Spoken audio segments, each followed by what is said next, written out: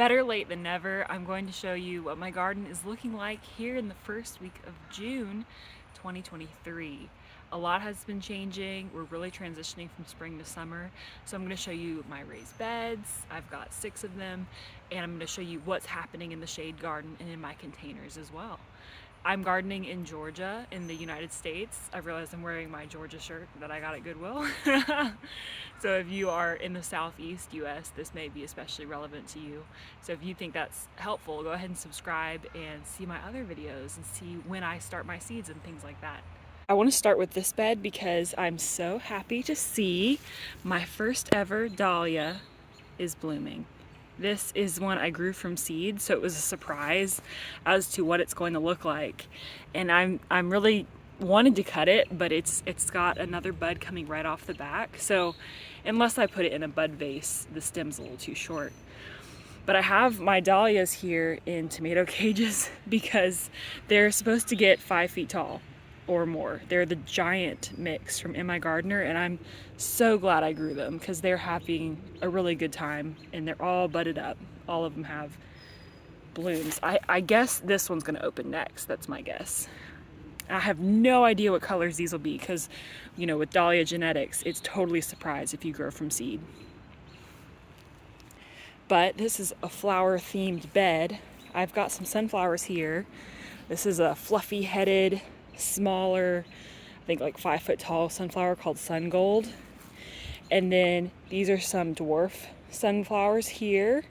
You can see that head is actually getting pretty big. That might bloom here in the next week. And I've got some basil, some gomphrena, some sesame. It's blooming. We're growing black sesame as an experiment. And a few more sunflowers here. I did have one Cosmos germinate that I just direct seeded. Gomphrena, sunflower. This is chocolate cherry. Very excited for that one. And then here in the front, I went ahead and tucked in some lima beans, some Henderson lima beans, but they germinated while I was not supervising them very well, and a lot of the ones got eaten by roly-polies. So if you see here, from like this part to this was all sowed with lima beans twice, and that's how bad roly-polies are, and that's why I try not to grow beans. I'll show you the next bed though. I am trying edamame. This is my elephant garlic that I may pull here in the next week or two. I need to check my notes on when I pulled them last year. Some are smaller. They got planted a little bit later, but they're so much smaller. I can't explain why. I didn't fertilize this. I just put compost down a couple times. Maybe they needed more nutrition. But in the bed here, the scary white spots, diatomaceous earth. Oh my goodness, last night I came out at 9 o'clock because I thought about it and I was like, you know what? All these edamame are germinating and I bet the roly-polies are massacring them. And they were. The roly-polies and the slugs were on every single seedling. Multiple roly-polies, multiple slugs, and they were just chewing away. The only ones that were getting spared were the ones like this one that were already totally out of the ground. But even those will get eaten. So I just was like, I'm not gonna lose this. After I lost so many of the lima beans, these all germinated at the same time. So I was able to just protect them. And there are a few new ones that have popped up since last night that I'll need to protect tonight. You don't see a roly-poly anywhere right now because they're really nocturnal. Roly-polies are also called pill bugs for some people. So if you don't know what it is, maybe you'll know it by that name. But last year, my edamame survived the roly-polies pretty well in a different bed. So I was thinking maybe because of how they grow, like the stem is pretty long from the beginning, I think that helps give them a better chance.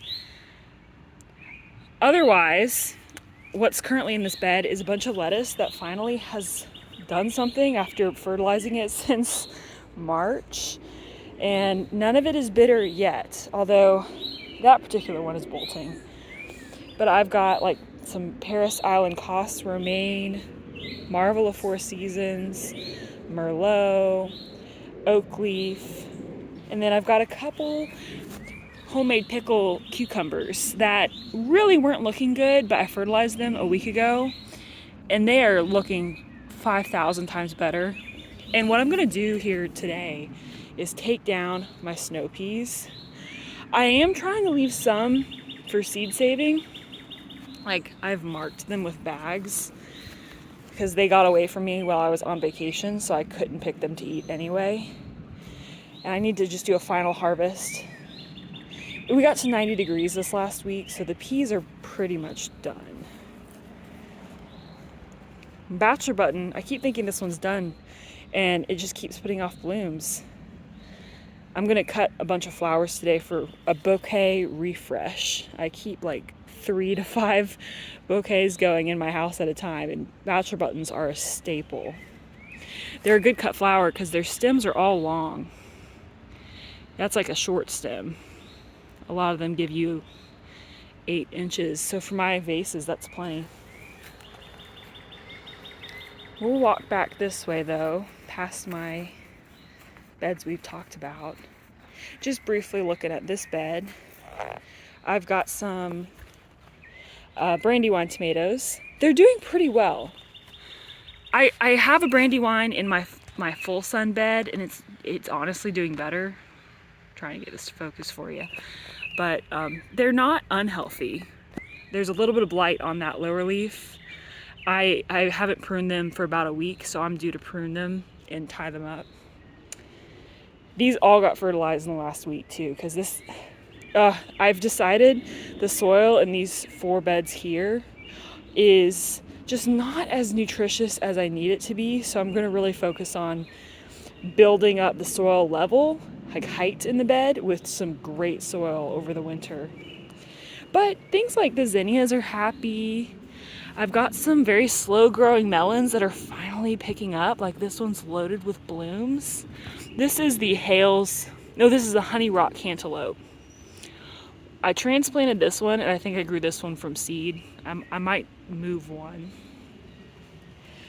Crackerjack marigolds are getting tall. Some Thumbelina zinnias. I'm so happy I'm growing zinnias. I really wasn't gonna do it because last year the powdery mildew was so bad, but we have been dry for almost 2 weeks, so we're not yet facing any powdery mildew issues. My beets, this is my first round of beets, and these are what really convinced me that my nutrition was not as good as I hoped in the soil, because these guys should have been done, or at least mostly done by now, and they're really like, they're not. You can see little bitty roots starting to form though, because I've been fertilizing more aggressively. Like, you might be able to see down here, there's a little bit of a beet forming. So they're growing now, and the color's a lot better. This is my last of these 4 beds over here. I have a few more beets. These are actually younger than the beets I just showed you, but I honestly think they look better. I've got some basil that's been flowering on me, and I pruned it back, and golly, it's growing quickly. I might need to make pesto here soon. And then I've got a homemade pickle cucumber here. It's not as happy as my other cucumbers that I planted the same time. Again, I think my theory is right about just needing a little better compost. Some sun gold cherry tomatoes. Look at that. And this is a Bella Rosa tomato, I want to say. Yes.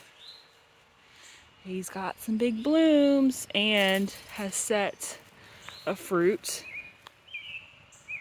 Nice. A little runt of a pepper plant. He's trying to do something. I didn't think this one would live past transplant, so he's actually growing. I'm trying to get some watermelon going. I've got a couple spots. I want it to just vine through the middle of the bed. And the peppers that my cats topped for me are actually doing pretty well with the fertilizer. They're both blooming. And, you know, I'm glad I planted them. This is the banana, sweet banana. and this is a pepperoncini. So I wanted to show you my shade garden super briefly, just because I'm so proud that I've weeded the entire thing and remulched the entire thing and kind of put it to bed for the season, so to say, because I'm really not doing a lot back here this growing season because I was so sick over the winter. I didn't get a lot of winter things going, and I would have put them back here. I do have a few Cracker Jack marigolds, some bush beans that I used as testers for compost, some Swiss chard, some parsley. These are like my herb beds. I've got thyme, oregano, green onions, more oregano, chives. And in this side I have some bachelor buttons that I need to pick. They're gorgeous. A few remaining lettuces from direct sowing. Straw flowers are getting pretty tall. Gomphrena, this one I somehow missed that this one had bloomed. I will pick the stem way down low so it branches, but this is a great one for my bouquet. Some of my kale has really gotten out of hand because I haven't picked from it for a few weeks. Those are all seed pods. That's crazy how quickly those seed pods set from the flowers. But I've left the kale alone. It gets really pest ridden, and I've avoided the caterpillar issue, but white flies are all over the kale. So I don't know.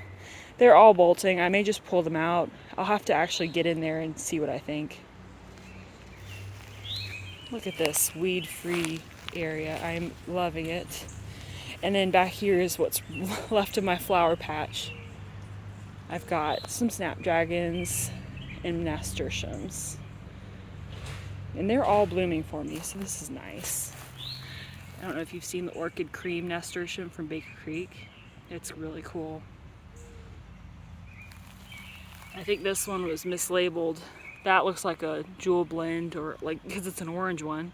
It was supposed to be cherry rose, which is that. That's definitely cherry rose, and that's mahogany.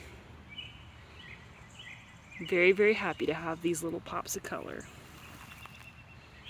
Just to show you my containers situation, I have a really cool new type of basil that I'm trying to grow, the Emerald Towers from Botanical Interest.